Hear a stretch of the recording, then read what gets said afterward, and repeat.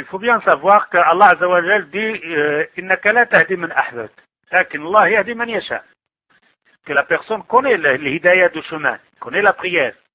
Il reste l'hidayah du cœur. Et ça appartient à Allah Azza wa Jal. Alors lui, il doit continuer simplement à lui faire appel, tout doucement, pas l'agacer tout le temps, parce que c'est comme un malade, quand tu le pousses, il va s'énerver. Tout doucement, lui faire le rappel que c'est pas bien, chaque fois une occasion, qu'il lui parle de ça, et qu'il n'oublie pas que lui-même, dans sa prière, il fait les doigts pour lui.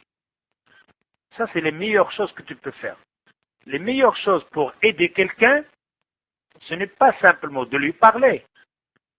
Les meilleures choses, c'est quand tu es tout seul, et que tu te lèves le matin pour faire la prière du matin, et dans tes sujets, tu dis, oh Allah, fais guider telle personne. Oh Allah, guéris telle personne. Oh Allah, je demande que telle personne soit guidée, et ainsi de suite. C'est-à-dire que dans ta prière, tu fais des demandes, tu fais des doigts pour quelqu'un que tu aimes, quelqu'un que tu veux aider. Beaucoup de gens croient aider une personne, c'est simplement quand on lui parle ou on lui donne physiquement. Non.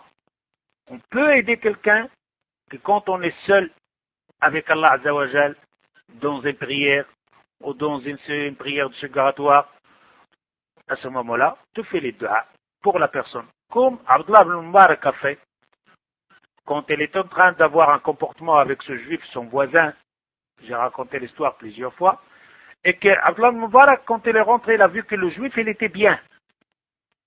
Il a fait les doigts dans sa prière. Oh Allah, ouvre le cœur de ce juif pour qu'il soit musulman.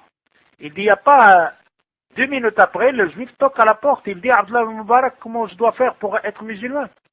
Alors on dit aux frères et sœurs, aider quelqu'un en lui parlant gentiment, mais de faire des doigts en cachette entre toi et Allah. Et que personne ne le sent. Tu le dis toi et Allah Azza wa Jal.